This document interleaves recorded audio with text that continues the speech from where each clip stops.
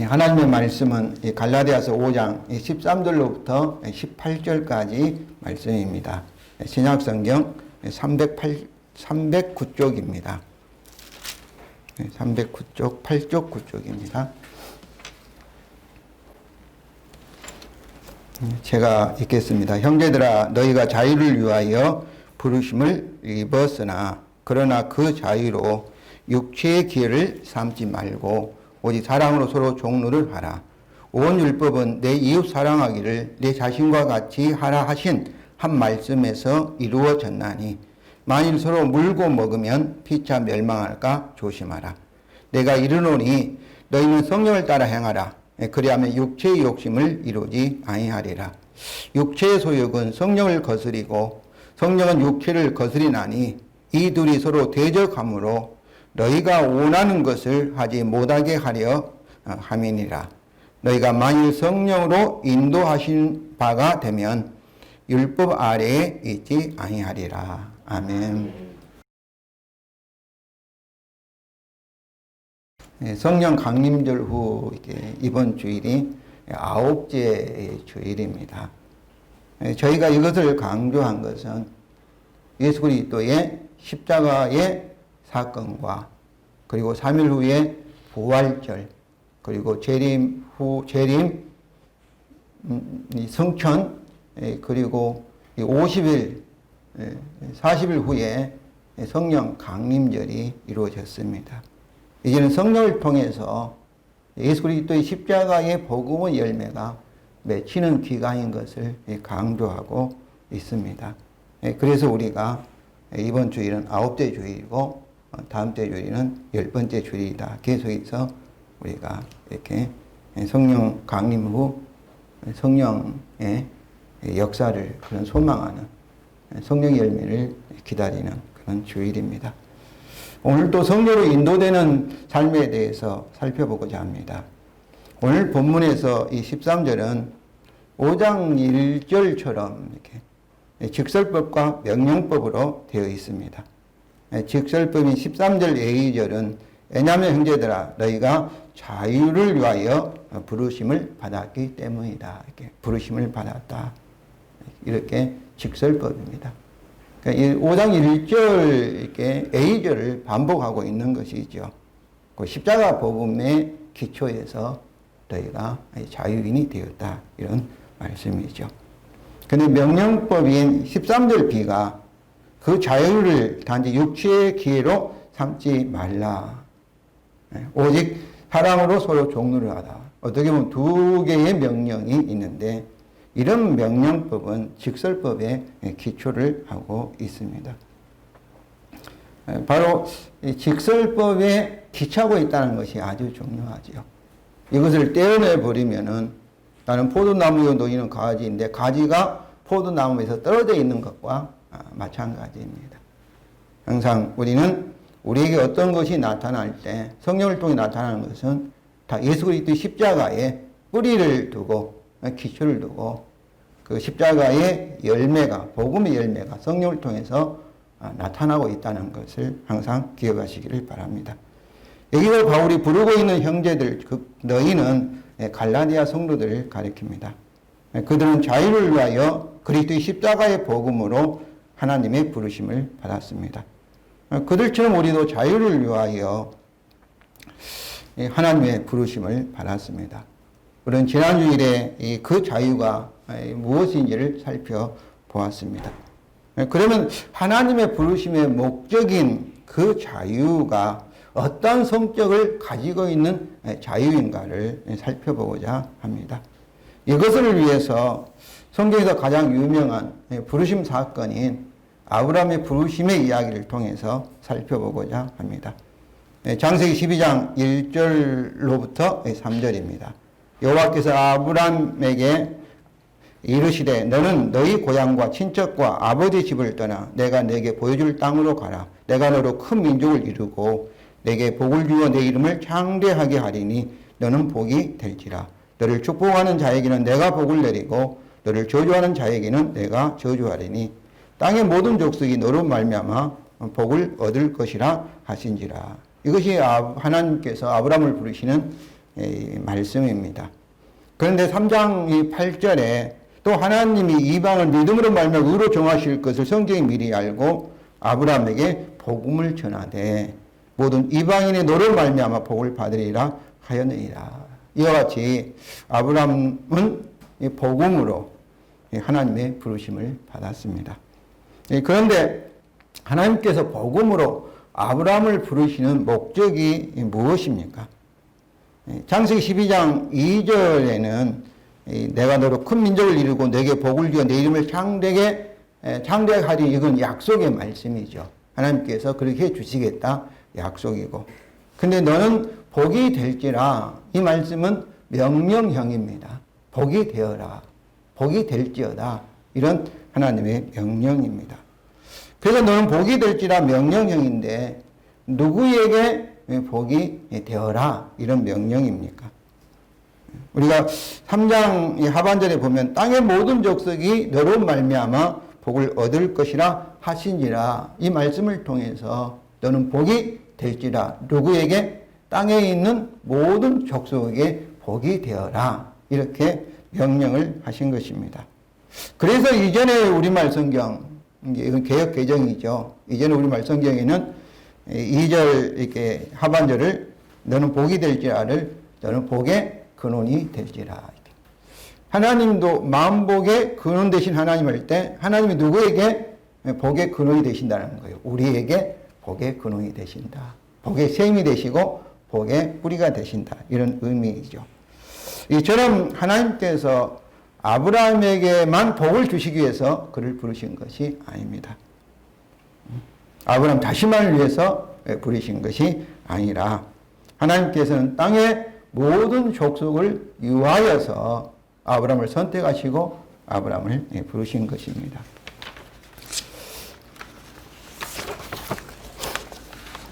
성도 여러분, 아브라함이 땅의 모든 족속에게 복이 되기 위해서는 그는 무엇이 되어야만 합니까? 그는 먼저 하나님의 약속대로 복이 되어야 합니다. 그래야만 그가 땅의 모든 족속에 복의 통로 또는 복의 근원이 될 수 있습니다. 땅의 모든 족속을 위해서 아브라함은 언약대로, 하나님의 명령대로 복의 사람이 될 수밖에 없습니다. 하나님이 천지를 창조하셨던 그런 창조의 명령과 같이 아브라함에게 너는 복이 될지라 명령하셨기 때문입니다. 이 원리는 모든 성도에게 같습니다. 마태복음 5장 13절 세상의 소금이라, 너는 세상의 빛이라. 하나님께서 우리를 먼저 소금을 만드시고 빛을 만드셔야만이 우리가 어떻게 되겠어요? 우리가 세상에 소금 역할을 할 수 있고 빛의 역할을 할 수 있습니다. 이 사실을 확실히 믿으시기를 바랍니다. 이와 같은 아브라함을 부르시는 목적은 갈라디아 성도들, 즉 우리들의 부르시는 목적과 동일합니다. 우리들도 우리 자신만을 위해서 하나님의 부르심을 받는 것이 아니라 세상 사람들을 위해서, 세상을 위해서 하나님의 부르심을 받았습니다.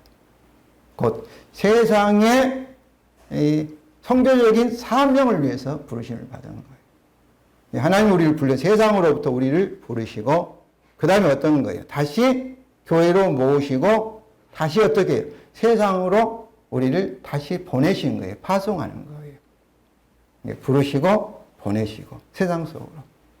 그러므로 저는 교회 중심의 신앙생활이 아니라 사명을 받고 세상에 나아가서 하나님의 사명을 감당하는, 복을 세상 사람에게 전해주는 세상 중심의 그런 신앙생활을 하기를 원합니다.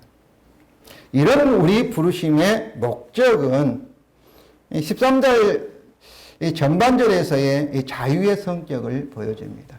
그 자유를 위해서 부르심을 받았는데 그 자유는 우리 자신만을 위한 자유가 아니라 다른 사람을 위한 자유, 곧 타인을 위한 자유라는 것입니다. 곧 교회도 우리들만을 위해서 존재하는 교회가 아니고 타자를 위한 교회, 그 성교를 위한 교회, 세상을 위해서 교회가 존재한다는 것입니다. 즉 오직 사랑으로 타인을 위한 삶이 성도의 진정한 자유의 삶이라는 것입니다. 이런 이유에서 바울은 13절 A절의 직설법에 근거하여서 13절 하반절에서 두 가지 명령을 합니다. 그 자유를 단지 육체의 기회로 삼지 말라. 오직 사랑으로 서로 종로를 하라. 여기서 육체는 헬라어로 사르크스인데 우리가 육체하면 그냥 우리는 뼈와 살을 의미하는 신체, 몸을 이렇게 생각을 합니다. 그러나 그런 의미가 아닙니다. 여기서 사르크스는 하나님이 원래 창조하신 인간의 본성과 구별되는 용어입니다. 즉 사르크스는 타락하고 부패한 인간의 제약된 본성을 의미합니다. 이 사르크스는 16절, 17절에서 성령과 대조되고 있는데 이것은 성령의 지배를 받은 성령의 사람과 이 세 사람이죠. 성령이 아닌 자아가 자신을 지배하는 그 옛사람, 자기 중심적인 이기적인 사람을 가리킬 때 이 사르크스, 육체 이런 용어를 사용합니다. 바울은 이처럼 성도들이 부르심을 받은 자유를 자신의 육체의 기회로 삼지 말고 오직 사랑으로 서로 종노릇 할 이유를 율법의 본질을 가지고 제시합니다. 14절입니다. 왜냐하면 온 율법은 내 이웃 사랑하기를 내 자신과 같이 하라 하신 한 말씀에 이루어졌기 때문이다. 바울은 사랑의 관점에서 율법을 이해합니다. 바울을 대적하는 율법주의자들, 갈라디아 교회 성도들을 미워하고 있는 사람들은 율법을 가지고 미혹을 하였습니다. 그들이 절대시했던 율법을 가지고 바울은 율법의 본질적인 목적이 무엇인지, 율법의 본질이 무엇인지. 율법은 하나님의 율법이잖아요. 하나님의 성품을 나타내는 것이, 뜻을 나타내는 것이 율법입니다. 근데 하나님의 성품은 뭐예요? 거룩하고 의롭고 한마디로 말하면 사랑이잖아요. 사랑. 그래서 율법은 뭐예요? 본질과 목적이 사랑이라는 것이죠. 그래서 바울은 사랑을 가지고 율법을 이해를 하는 거죠. 출애굽기 3장 12절입니다. 하나님이 이르시되 내가 반드시 너와 함께 있으리라. 내가 그 백성을 애굽에 인도하여 낸 후에 너희가 이 산에서 하나님을 섬기리니 이것이 내가 너를 보낸 증거니라. 섬긴다는 건 예배한다는 거죠. 예배한다는 것은 사랑한다. 그런 의미죠. 그래서 출애굽기 9장 1절에도 마찬가지. 애굽에 종살이하는 그들에게 자유를 준 것은 무엇을 위한 자유예요? 하나님을 섬기기 위한 자유라는 것이죠. 근데 이 하나님을 사랑은 자연스럽게 이웃사랑으로 타인에 대한 봉사로 이렇게 나타납니다. 그래서 로마서 13장 8절부터 10절입니다. 피차 사랑의 빛 외에는 아무에게든지 아무 빛도 지지 말라. 남을 사랑한 자는 율법을 다 이루었느니라. 간음하지 말라, 살인하지 말라, 도둑질하지 말라, 탐내지 말라 한 것과 그 외에 다른 계명이 있을지라도 내 이웃을 내 자신같이 사랑하라 하신 그 말씀 가운데 다 들었느니라. 온 율법은 내 이웃에게 악을 행하지 아니하나니 그러므로 사랑은 율법의 완성이니라. 이처럼 율법의 본질과 목적은 뭐라고요? 사랑이다. 하나님 사랑과 이웃 사랑입니다. 예수님도 율법에 대해서 동일한 진리를 말씀하셨습니다. 마태복음 22장 40절인데 이 두 계명, 즉 하나님 사랑과 이웃 사랑이 온 율법과 선지자의 강령이니라. 또한 예수님은 친히 십자가의 죽으심을 통해서 하나님 사랑과 이웃 사랑을 우리에게 보여주셨습니다. 그러나 바울은 타인을 사랑하지 않고 자신만을 위해서 자유를 사용할 위험성에 대해서, 즉 자유방임주의에 대하여 경고합니다. 15절입니다. 만일 서로 물고 먹으면 피차 멸망할까 조심하라. 사랑으로 서로 종로를 하지 않고 서로 물고 먹는데 자유를 사용하면 피차 멸망할 수 있다는 것입니다. 서로 비난하고 비판하고 싸우고 다투는 교회에 누가 가고 싶겠습니까? 이처럼 사랑이 많은 교회는 성장하지만은 서로 비난하고 막 찌르고 싸우고 물고 먹는 교회는 정체되고 멸망하게 될 것입니다. 초대교회의 성장의 원인이요. 전도의 가장 효과적인 방법은 사랑이라고 모두 다 이렇게 동의하고 있습니다. 그렇습니다. 사랑. 가정도 마찬가지고, 그리고 교회도 마찬가지죠. 성도 여러분, 우리가 익히 들어서 알고 있던 천국과 지옥에 대한 예화가 있습니다. 어떤 사람이 지옥인지를 알지 못한 곳에 가게 되었습니다. 그곳에는 너무나 잘 차려진 식탁에 맛있는 음식들이 가득 있었습니다. 많은 사람들은 자신의 팔 길이보다 더 긴 젓가락을 사용하고 있었습니다. 그들은 서로 음식을 먹기 위해 젓가락에서 음식을 집어 자기 입으로 가져가려고 노력하였습니다. 그러나 팔 길이보다 긴 젓가락이 입으로 들어갈 리가 없었습니다. 그들은 맛있고 풍성한 음식 앞에서 쫄쫄 굶고 있었던 것입니다. 이곳이 지옥이었습니다. 그 사람은 다시 다른 곳으로 옮겨갔습니다. 그곳에서도 마찬가지로 잘 차려진 식탁에 맛있는 음식이 풍성하였습니다. 많은 사람들이 역시 긴 젓가락에서 음식을 먹고 있었습니다. 그런데 그들은 긴 젓가락으로 음식을 집어 자기 입이 아닌 앞에 앉은 사람의 입에 음식을 먹여 주었습니다.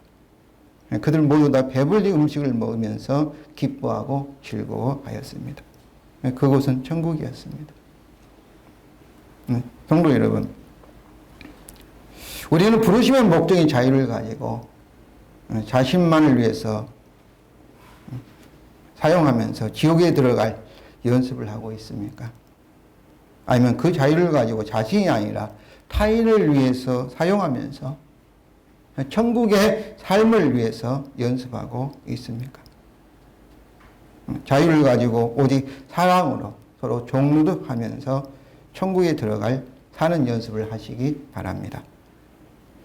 우리는 복음으로 그 자유를 위하여 부르심을 받았습니다. 우리가 가진 자유는 자신을 위한 자유가 아니라 타인을 위한, 즉 사랑하여야 하는 자유입니다. 그러므로 우리는 이 자유를 육체의 기회로 삼지 않고 오직 사랑으로 서로 종노릇하여야 합니다. 그러면 어떻게 우리가 받은 자유를 가지고 육체의 기회로 삼지 않고 오직 사랑으로 서로 종노릇할 수 있습니까? 16절입니다. 내가 너희에게 이르노니 성령을 따라 행하라. 그리하면 육체의 욕심을 이루지 아니하리라. 여기서 성령을 따라 행하라는 명령의 말씀도 13절 A절의 직설법에 기초하고 있습니다. 이미 말씀드린 것처럼 성경에 있는 모든 명령들이 하나님 아들 예수 그리스도의 십자가의 사건에 기초를 두고 있습니다. 그래야만 우리는 성령을 따라 행하라는 명령의 말씀에 순종할 수 있고, 그리고 우리는 육체의 욕심을 이루지 아니하게 됩니다. 바울은 그 이유로 17절을 제시합니다. 17절 읽겠습니다. 왜냐하면 육체의 소욕은 성령을 거스리고 성령은 육체를 거스리기 때문이다. 왜냐하면 이 둘이 서로 대적하므로 너희가 원하는 것을 하지 못하게 하려 하기 때문이다. 여기서 바울은 육체와 성령을 서로 조화될 수 없는 배타적인 세력으로, 빛과 어둠으로, 물과 기름으로 이렇게 보고 있습니다. 한 사람을 지배하기 위해서 서로 싸울 수밖에 없다는 사실을 강조합니다.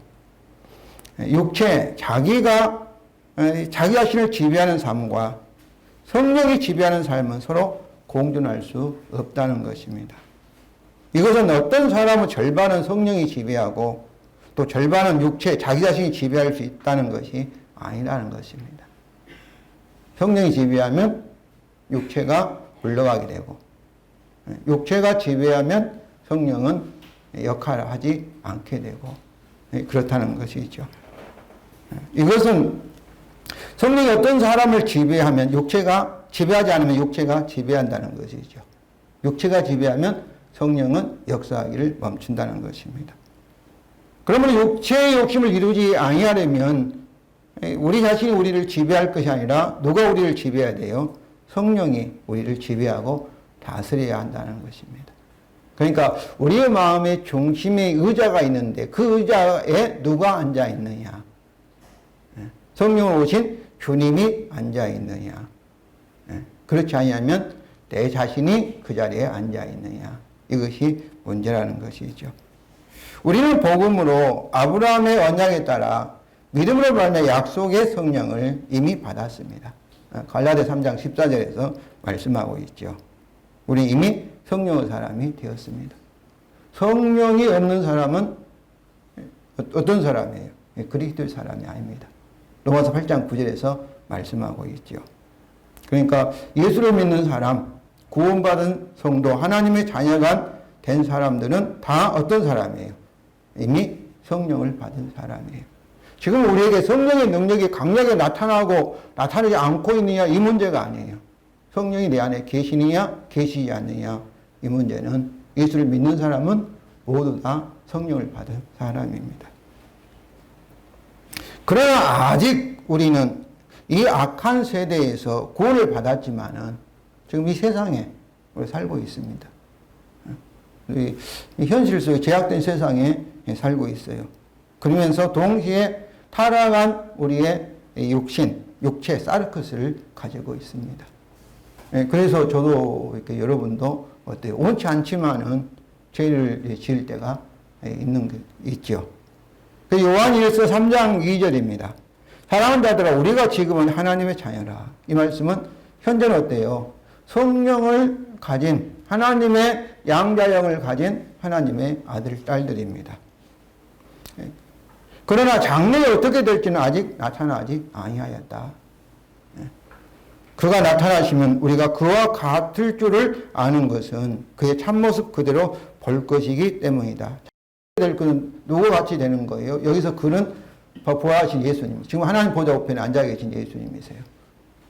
그러니까 부활하신 영광의 예수님 같이 우리가 될 것은 아직 나타나지 않았어요. 그때는 우리가 죽지도 않고 아프지도 않고 또 죄를 지을 수도 없고 그때는 예수님 같이 하나님을 사랑하고 모든 사람을 다 사랑할 수 있는 그런 사람으로 저와 여러분이 변화될 줄로 믿습니다. 그런 우리의 영광스러운 모습, 영광의 구원은 아직 나타나지 않았다는 거예요. 이 말씀은 어떤 말씀이에요? 우리가 성령의 사람이 되었고 하나님의 자녀가 되었지만은 동시에 우리는 아직 육체, 사르크스 이런 제약된 타락한 그런 옛사람을 가지고 있다는 것이죠. 그렇게 우리는 그리스도의 재림 때까지는 성령과 육체의 갈등을 항상 경험하게 될 것입니다. 우리가 세상을 떠나 천국에 들어가기 전까지는 성령과 육체의 갈등을 경험하게 된다는 것입니다. 사도 바울은 로마서 7장에서 이러한 갈등을 더욱 자세하게 설명하고 있습니다. 오늘 한 사업가는 나이가 지극한 수도사를 찾아가 조언을 구하였습니다. 그러자 그 수도사는 젊은 사업가에게 말했습니다. 메마른 땅에서 물고기가 살 수 없듯이 세상에 얽매이면 자네도 파멸에 이를 수밖에 없네. 그러니 늦기 전에 물고기는 물로 들어가야 하듯이 자네도 성령께로 돌아가야만 하네. 사업가는 당황하며 물었습니다. 그럼 내 사업을 모두 정리하고 수도원으로 들어가야 합니까?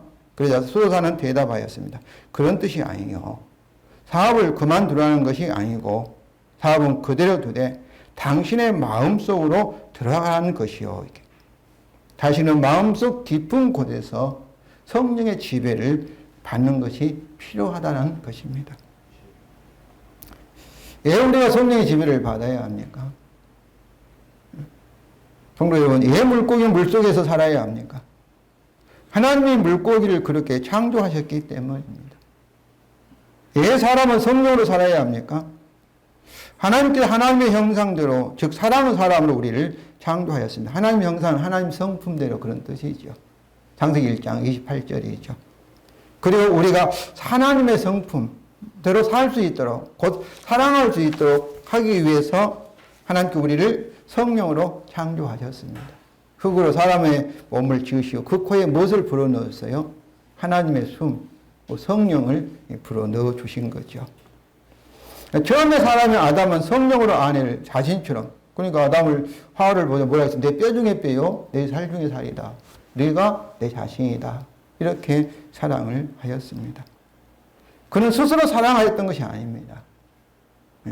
그는 어떻게 사랑했어요? 의지적으로 사랑한 것이 아니라 본능적으로.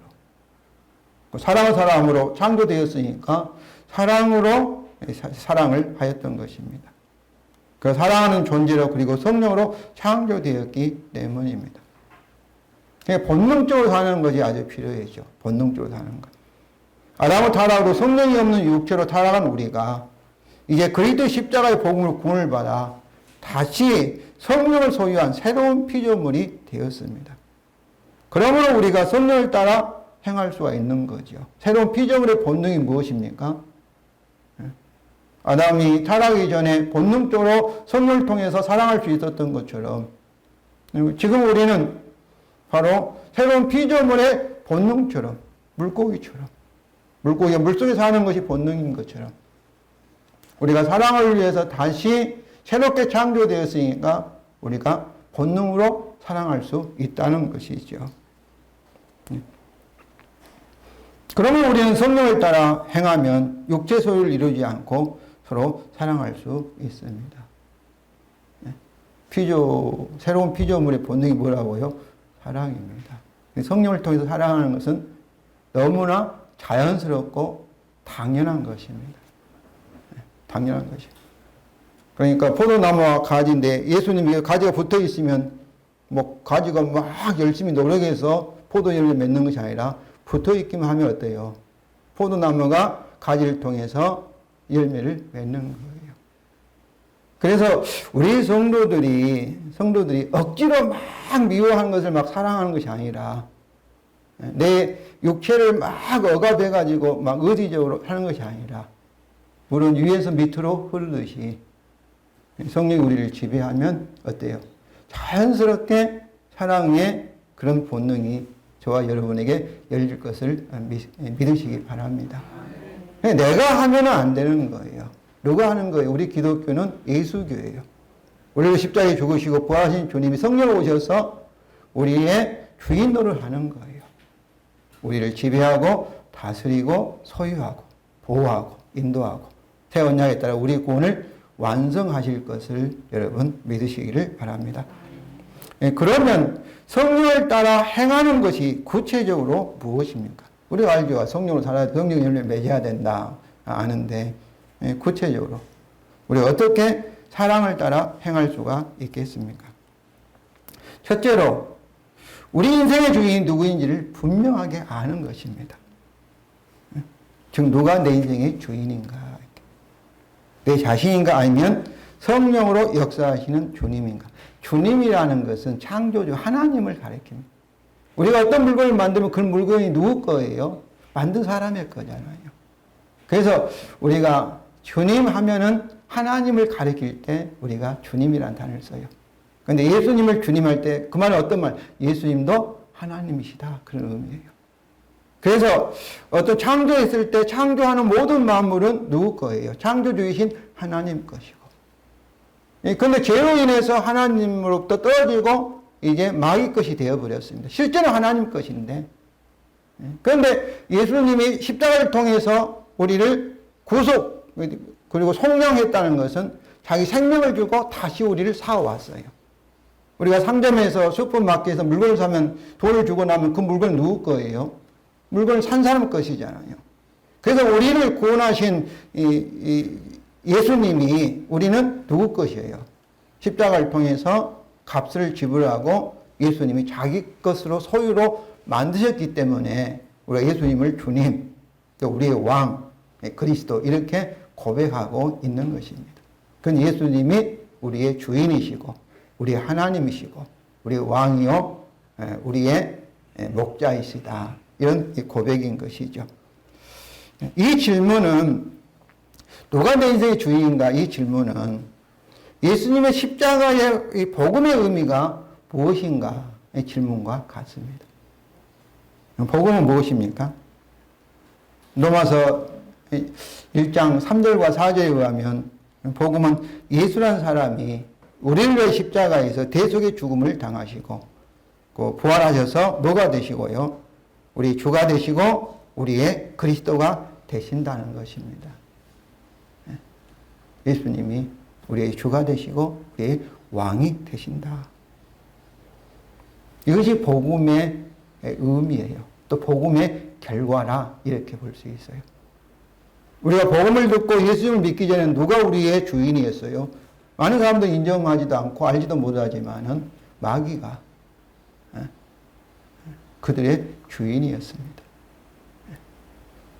그런데 이제 예수를 믿고 보니까 알고 보니까 내가 내 인생의 주가 아니고 누가 내 인생의 주인이에요. 나를 위해 십자가에 죽으시고 부활하시고 성취한 하나님 보좌 우편에 앉으시고 성령으로 오셔서 모든 만물을 하나님을 대신해서 섭리하고 계시는, 다스리고 계시는 예수님이 나의 주님입니다. 그러므로 회개라는 것은 이것을 고백하는 거예요. 내가 알지 못해서 스스로 내 인생의 주인으로 됐습니다. 잘못했습니다. 그리고 알고 보니까 예수님이 내 인생의 주인임을 이제 고백합니다. 그래서 우리가 복음을 회개하라, 천국이 가까워하느니라 했을 때 천국은 예수님이 왕으로 다스리는 나라가 천국입니다. 그런데 내가 왕이다 하면 왕이 둘이 되잖아요. 그건 반역이죠. 예수님, 내 인생의 왕으로 내 안에 오십시오. 이렇게 회개하며 예수님을 받아들인 사람, 믿는 사람은 그 마음속에 천국이 임하게 되는 것입니다.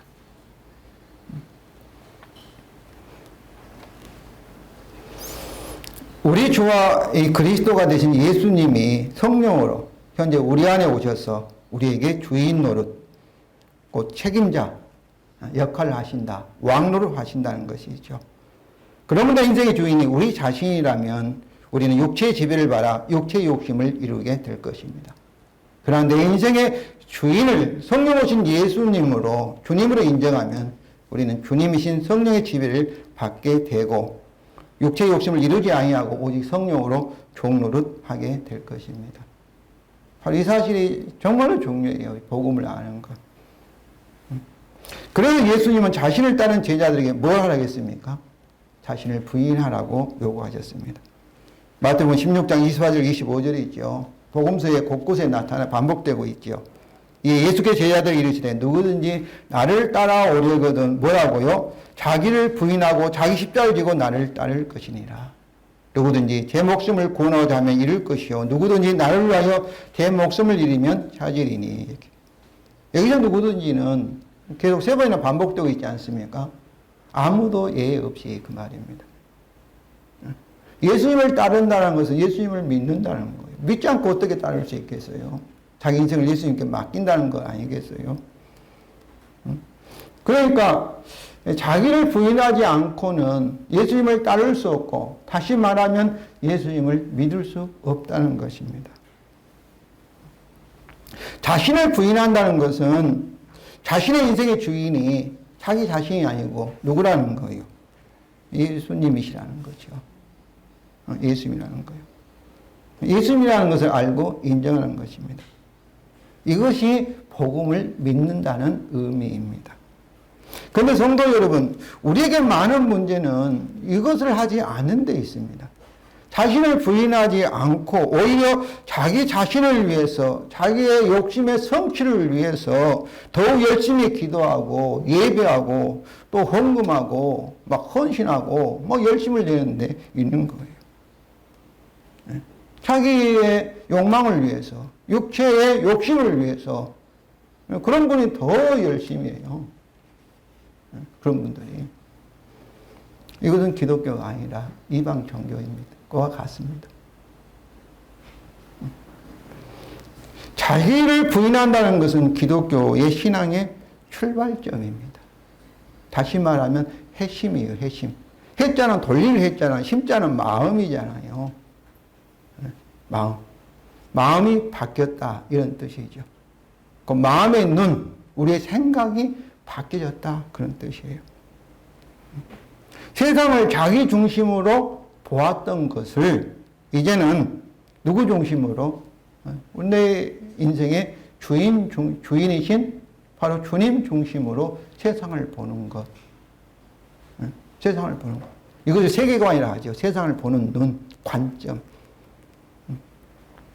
이것이 바꾸어진 것을 핵심이라고 합니다. 핵심. 핵심하지 않고 어떻게 예수를 믿는다 말할 수 있겠어요? 성령을 거듭난 사람은 뭐 회심이 되는 사람입니다. 세상을 보는 관점이 달라져요. 세상을 보는 가치관이 달라지고 세상을 살아가는 목적이 달라져요. 회심하지 않는 사람은 자기를 위해 살아요. 자기 중심으로 세상을 보고 자기 육체의 욕심을 이루기 위해서 무언가를 열심히 합니다. 그러나 회심된 사람, 거듭난 사람, 새롭게 피조물 된 사람은 이런 말씀을 못하는 거예요. 이제는 새로운 그런 자기 자신에 대한 이해 속에서 세상을 보고 판단하고 내 인생의 목적이 나를 위해 살지 않고 누구를 위해 사는 거예요. 타인을 위해서 하나님을 위해서 살아가는 것이 그것이 결국 누구를 위해 사는 거예요. 결국 자기 자신의 유익이 된다는 것이죠. 이처럼 우리의 마음의 눈이 완전히 바꾸어지는 것이 회심입니다. 회심. 이 회심이 일어나야 돼요. 회심이 일어나지 않고 자기를 위해서 열심히 성령을 막 원합니다. 성령 능력을 구합니다. 예, 자기 욕심을 성취하기 위해서.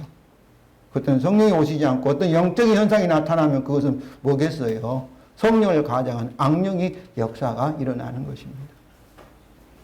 이단들이 그런 것이 많아요. 이단들이. 거기 가면 체험이 막 있어요. 능력이 나타나요.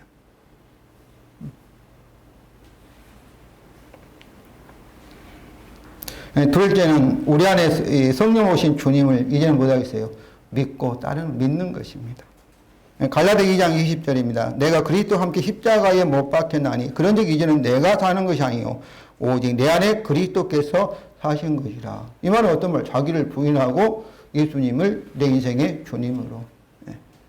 그러니까 우리가 내 자신을 부인하는 것도 내 의지를 막 부인하는 거 아니죠. 이미 십자가에 예수 함께 어땠어요? 우리는 이미 죽었습니다. 옛사람은 죽었어요.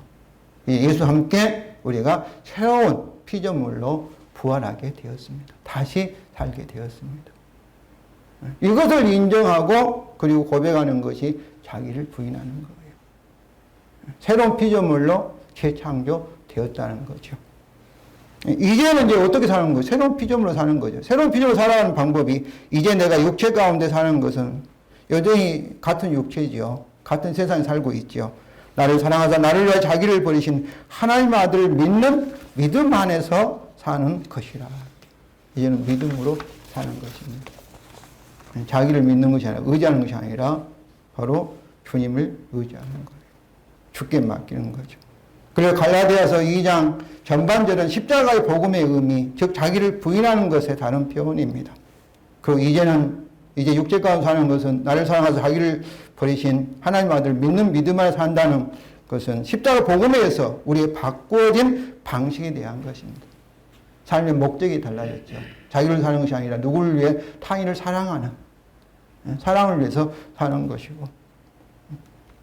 그런데 이런 삶의 목적이 성령을 우리 안에 오신 하나님 아들 즉 주님을 믿는 믿음으로 사는 것입니다. 그렇습니다. 우리의 모든 시간 즉 세상 끝날 때까지 그리고 우리 모든 일 좋은 일, 안 좋은 일, 아주 중요한 일, 또 아주 사소한 일까지도 우리 시간이나 우리 일이 아니라 곧 주님의 시간이요 주님의 일입니다. 내 것이 누구 거예요? 주님의 것이니까. 제가 이렇게 좀 건강검진의 결과가 나빠져가지고 좀 다이어트도 하고 뭐 그래서 지금은 좀 했습니다. 근데 그런 일도 내가 우리 아들하고도 얘기도 했지만은 내 일이 아니라 누구의 일이에요? 나쁜 그런 일도 주님의 일이에요. 그래서 내 마음대로는 주님과 함께 주님께 맡기며 모든 일 우리가 병원에 아파서 병원에 입원하는 일, 또 몸이 아파서 또 뭐예요? 수술 받는 일도 누구 일이에요? 내 일이죠. 근데 내 일이 아니라 누구의 일이에요? 주님의 일이에요. 주님의. 제가 내일 이렇게 욥기 22장 이렇게 이제 아침 새벽 예배를 위해서 했는데 엘리바스가 이렇게 욥이 죄인이고 막 회개하라 합니다. 그리고 하나님과 화목하라. 그럼 하나님 앞에 다시 회복된다. 틀린 얘기가 아니에요. 일반적으로 맞는 얘기예요. 근데 뭐가 잘못이냐면은 안 좋은 일이 일어나면 옆처럼 그런 고난이 당하고 재앙이 닥치기가 안 좋은 일이 일어나면 뭐라고 생각하는 거예요? 죄에 대한 하나님의 심판으로 생각하는 거예요. 그것이 일반적으로 세상 사람에는 맞아요. 그러나 그리스도 예수 안에 있는 사람은 모든 정죄, 심판은 십자가에서 이미 다 일어난 줄로 믿습니다. 그래서 이제 역으로 안 좋은 일이 하나님으로부터의 미움을 받는다든지 사랑받지 못한 증거라든지 하나님과 멀리 떨어진 증거가 아니라 오히려 하나님의 사랑을 받고 관심을 받고 하나님과 가까워진 증거라는 거예요. 그래서 사도 바울은 고린도후서 12장 10절에서 내가 약할 때가 곧 뭐라고요? 곧 강함이라. 우리가 약할 때, 우리가 힘들 때, 우리가 어려움을 당할 때 그때 주님이 가장 강하게 우리를 통해서 역사한다는 것입니다.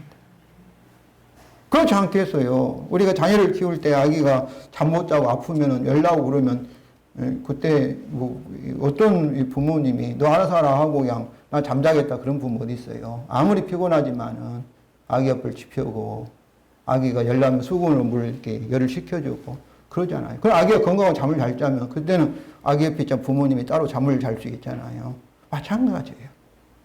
그리스도 예수 안에 있는 성도들은 지금 닥쳐있는 어려움들 이것이 주님이 혹시 내가 무슨 죄를 지어서 지금 벌 받고 있는 거 아닌가. 그것은 십자가 복음을 부인하는 것입니다. 바르게 알지 못한 결과예요. 그래서 모든 시간과 일에서 주님의 인도와 보호와 지혜를 원하면서 주님께 맡기며 주님을 신뢰하며 믿는 것입니다. 주님은 믿는 우리를 반드시 책임지실 것입니다. 이것이 새 언약, 성령을 통해서 역사하실 것이라고 약속하고 있어요. 또 주님이 성령으로 아담을 성령으로 창조하면서 성령을 통해서 아담을 이렇게 역사하기 위해 성령을 주셨지 구경하기 위해서 오신 것이 아닙니다. 성령 사람 오겠어요. 성령 살도록 하기 위해서 오신 거예요. 그것이 하나님께서 창조하신 원리고 또 우리를 구속하신 원리예요. 이런 의미에서 복음 믿는 자에게 구원을 주시는 하나님의 능력이 됨이라는 것입니다. 그러니까 성령으로 인도함을 받는 것이 어렵다 이렇게 생각하면 안 돼요. 그것은 본능적이다. 너무나 자연스러운 것이다. 자연스러운 것이다. 내 인생이 내 것이 아니고 주님 것이라는 것을 뼈저리게 알고 주께 내 안에 지금 성령 오신 주님께 눈에 보이지 않지만 모든 것을 맡기시면 누가 책임져요? 주님이 책임지십니다. 문제는 내가 책임지려 하는 거예요. 그것은 육체의 소욕이에요. 내가 내 인생의 주인이다. 그게 교만이에요. 그 하나님 노릇을 하는 것입니다. 하나님 노릇을 하는 거예요. 이제 바울은 다시 18절에서 육체의 욕심이 이루어지지 아니한 것은 우리가 율법 아래에 있어 자신의 육체의 행위로 빚어지는 결과가 아니라고 반복합니다. 그것은 우리가 성령의 인도의 결과라고 요약합니다. 18절입니다. 너희가 만일 성령의 인도하시는 바가 되면 율법 아래에 있지 아니하리니. 우리가 율법 아래에 있어서 우리의 육체의 행위로 율법을 지키려고 하면 어떡하겠어요? 성령의 인도를 받지 못한다는 것이죠. 그러나 율법 아래에 있지 아니하고 성령의 역시 지배를 당하면 어떻겠어요? 사랑의 열매를 맺으면서 율법을 완성하게 되는 것이고 율법에 순종할 수 있는 능력이 저와 여러분에게 나타나는 것이죠. 네, 그렇습니다. 오직 성령의 열매인 사랑의 삶만이 율법의 진정한 목적을 실현시켜 율법 아래에 있지 아니하게 합니다. 그러나 율법에 관한 삶은 율법을 성취하지 못하고 오히려 우리를 전체 율법을 지켜야 하는 의무, 즉 율법 아래에 떨어지게 하여 결국 율법의 저주와 사망을 얻게 할 것입니다. 성도 여러분, 이제 설교를 맺겠습니다. 첫째, 우리는 갈라디아 성도와 같이 복음으로 자유를 위하여 부르심을 받았습니다. 둘째, 우리는 오직 사랑으로 서로 종로를 하라고 자유를 받았습니다.